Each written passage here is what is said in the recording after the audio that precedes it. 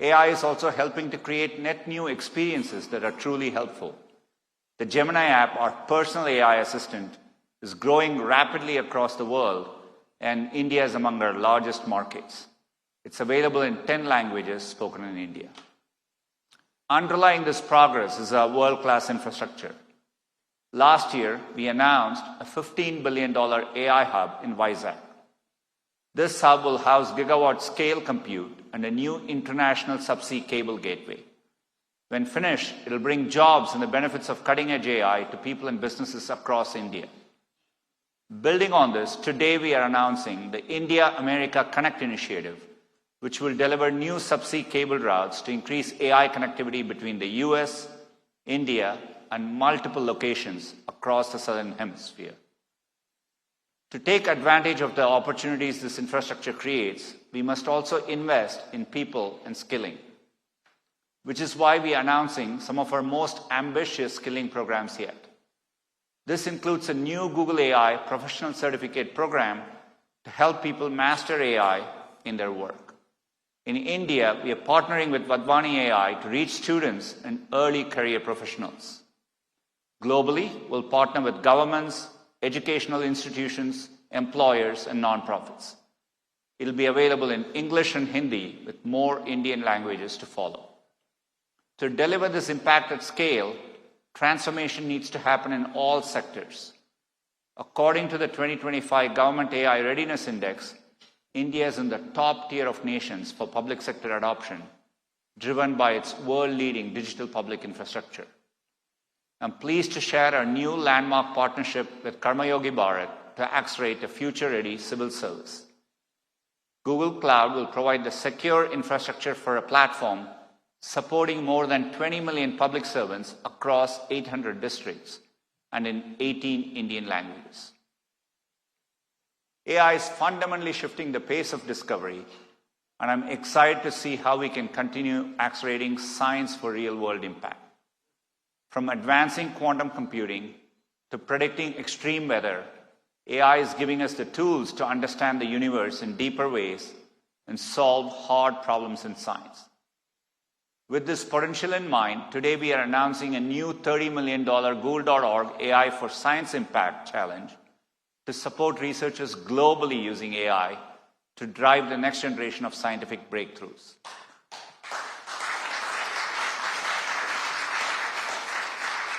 AI has the biggest impact on people's lives when it's developed and deployed with the institutions who know these communities best.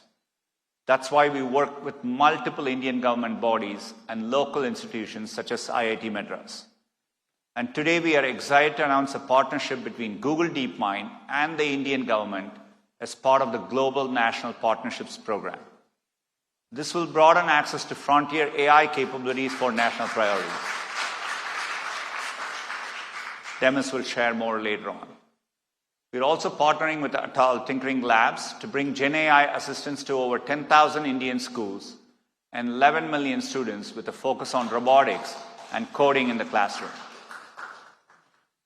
Google has a full stack commitment to India, and I've never been more excited about the future we are building together. Thank you again for coming and for your interest in Google, and look forward to discussing more.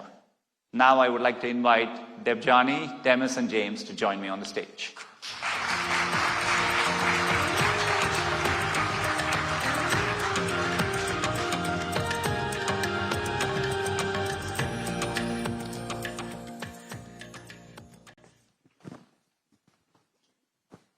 Good afternoon, everyone. Sundar, Demis, James, sitting with the three of you, it feels like it's AI nirvana. It's the three gods of AI are here. It's fantastic. And, you've come to India at a time when the AI fever has just taken over the entire country. And as you go into the India AI Summit, what is the one expectation that you have? I'll start with the lightning round first. So, Sundar, I'll start with you. Yeah, maybe I'll say, look, it's a transformational moment. I'm a bit nostalgic, reflecting on maybe a decade ago, coming to India and seeing the digital India transition and the similar excitement there. And it's been phenomenal to actually see a decade of progress. So in some ways, this feels like the beginning of a decade-long shift with AI, so transformational. Well, I've just come from Bangalore, actually, and giving a talk at the IISc, and I was really impressed with the grad students there, the energy. We had a big lecture, I think 700 students, and the amount of enthusiasm and energy for AI and excitement about the opportunities that will bring was really interesting to see. So I think I can feel that with all around the summit, really, and it's exciting to see that. You're good at thinking exponential, right? Now think 700 exponential. You're going to see like 50,000 people crazy about AI in one place. So that's what you're going to see. James? I think it's an extraordinary moment for India and for the Global South to showcase a couple of things. First, that it's actually quite possible to drive adoption and lead. And also it's quite possible to build and innovate in AI. I think all too often we think of these things as not happening in the Global South. I think it's an incredible moment to showcase that. Yeah, fantastic. Sundar, I'm going to start with you, since my job is about trying to figure out the future. So I'm going to ask you to futurecast a little bit about India. When you think, let's think 5 years from now, right? What will AI success look like for India? Are we going to be the largest user base? Are we going to be builders? Are we going to be rule shapers? And if I may add to that, what is the one thing we have to do now to achieve that, whatever the goal is that we set for ourselves, that you think we should set for ourselves? Look, I mean, I travel to many countries around the world, and I do think India is unique, uniquely positioned in this moment. I think it has a chance to play a big role in all three. I think of Google as a full stack company, and I think India, obviously is going to be a full stack player in AI. I think what's important to be in a position to do that, and I think that's what this AI Summit is about, you have to make sure you're investing in all the foundational things you need, in the research, in knowledge in the institutions you have here, the government playing a role in diffusing AI across the country and the economy and making sure it's reaching people. That means you're adopting it in all the sectors and in a way that the progress is touching the average person on a day-to-day basis, be it a farmer, be it a student, be it a doctor in the healthcare sectors, etc. And I think the foundation is being laid, and I can see it. You've seen the announcements this week in terms of infrastructure investments alone. So I think that puts India in a good position to get there. But I would say the progress is about diffusing the technology. And I think India can play a role in all three categories. So transforming the lives of the last woman in the food chain. That's what success should look like, right? That's absolutely correct. Okay, wonderful. Demis, I'll come to you next. A big fan of the work you do. And, one of the fascinating things about AlphaFold, it's not just what it does, but how many researchers, how many scientists it has enabled to actually go out there and, discover things that we couldn't even think of discovering a few years earlier, right? For me, that's what's really fascinating. So when you think about, and there's so many problems you can solve, but when you think about India, if we have to make one or two strategic bets, right? What should those be, where we really go in with deep investments, commitment, and say that this is a place where we want to be a global leader? Healthcare, education. What would be the two things you would prioritize? Well, first of all, as we're very proud of the impact that programs like AlphaFold have done, and over 3 million researchers around the world make use of it now, actually over 200,000 in India, and almost every biologist researcher in the world.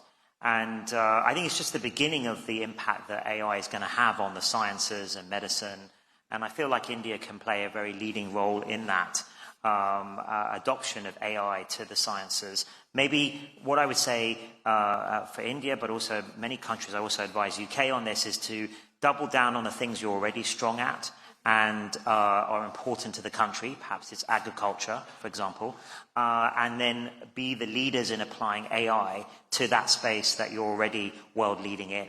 So I think agriculture is something I've been discussing with some of the ministers today. For example, making crops resilient to climate change, maybe using the use of things like AlphaFold to help with that. And then perhaps the other place would be maybe like Bollywood and the creative industries making use of the latest AI tools. Actually, James has just been, maybe can sort of speak to that too.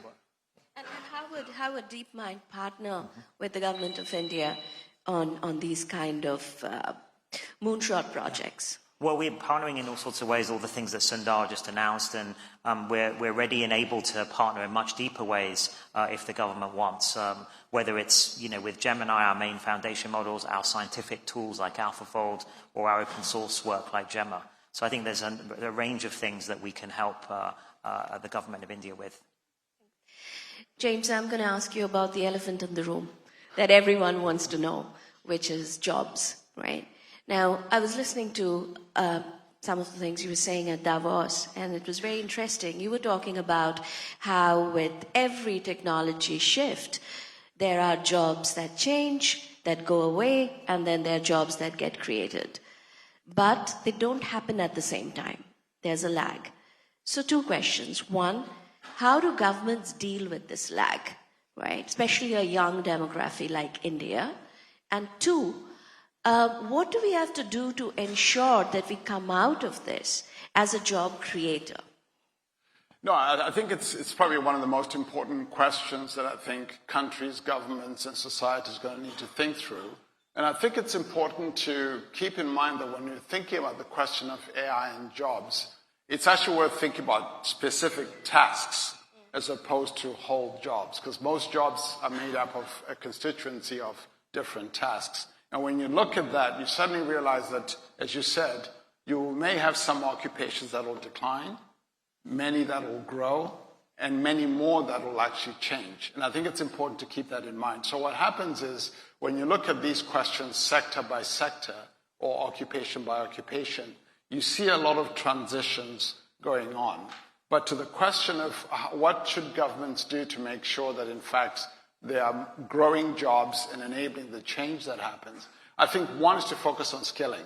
One of the things that happens in all these transitions, whether it's people who are transitioning out of jobs that are declining or jobs that are growing or jobs that are changing, is that the skills required change. So investing in skills and literacy and so forth, I think is foundationally important. The other thing that's important is also the continued kind of investments that countries and governments like India are doing in infrastructure and innovation, because a lot of the jobs that will grow will come out of those investments in infrastructure as well as investments in innovation. When you grow businesses, you grow companies, and you have innovation in the economy, that's what leads to job growth. So I think those investments in innovation, both in the infrastructure and the innovation, but also in the skills, is what governments need to focus on. I think what you said is so important, that you cannot have sort of a macro view of jobs. You need to start understanding which tasks are going to get impacted. You need to start planning for that. You need to start planning for which sector. So we really have some work to do to figure out where will we get hurt the most, what are the opportunities, and then plan for it. And I think that's an excellent advice. Absolutely. Yeah. Sundar, if I may come back to you, the other elephant in the room, are we going to see an AI bubble or are we not? Right? Now, a lot of CEOs, when you look at it, talk to enterprise CEOs, they are worried about really scaling up investments because they're worried about, are they going to be able to justify the cost? What will the board say? Et cetera, et cetera. Help us understand, based on your experience, based on Alphabet's experience, how should CEOs deal with this question and deal with this problem today? You know, we live in a truly global world. I thought if I left the US, I could avoid this question. No, but look, it shows, look, I think it's an extraordinary moment. I think we are investing to meet that moment, right? I think in some other context, Demis has spoken about this as the industrial revolution, but 10 times faster and 10 times larger. And if you go back and look at the railroad investments or the national highway system in the US, I mean, these are such leveraged investments, and you drive so much growth and value on top of that. I view this as a transformational moment like that. As Google, I think we are fortunate that we've been focused on this technology for over a decade, and be it search, be it YouTube, be it cloud, be it emerging businesses like Waymo or isomorphic labs, I think they're all getting better and growing based on this one technology underneath. So we can generate a return there. Just as an example, cloud alone in the last year, the backlog has doubled year on year to $240 billion. So that shows the potential for return on the other side. And so we are investing to meet that demand, and that's what makes this an exciting moment. So I think the investment makes sense given the progress in the technology we are seeing and the opportunities we see on top of it. Demis, I have to ask you the third elephant in the room, which is, what on earth is AGI? Because, we keep hearing about it, and the more we hear about it, the more we feel like we're trying to build something that is going to control all of us. And then the question is, why are we building it?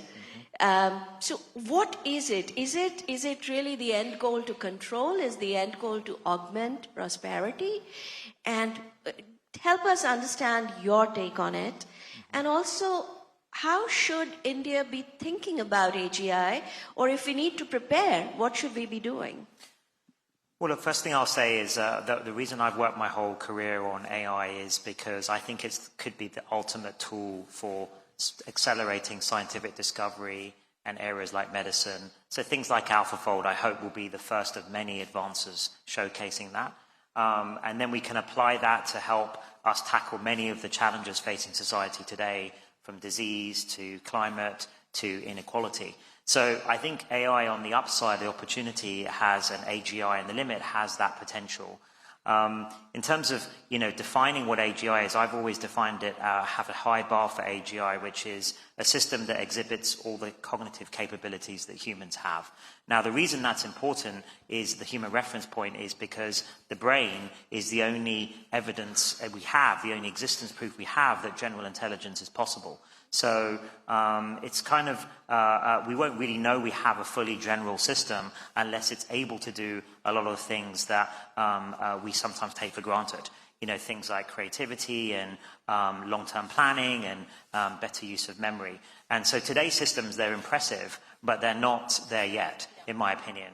And I think we've still got a way to go, at least another 5-10 years to go. But certainly in the next phase, the next decade or 2 decades, I see it as the sort of ultimate enhancement tool for us and human scientists, human experts, but also the youth of today. And this is what was exciting, seeing that in India here in this visit, is we'll have access to these incredible tools. So whatever that means, building businesses, creating art, I think they'll be sort of almost superpowered to do that with these access to these tools that you can access from anywhere, the most cutting edge tools in the world from anywhere, including from India. So I think it's going to be a very exciting moment, but there are also risks too that we have to take into account. You mentioned jobs earlier, but there's also technical risks of making sure these systems stay within their guardrails and they serve our purposes and what we want as humanity.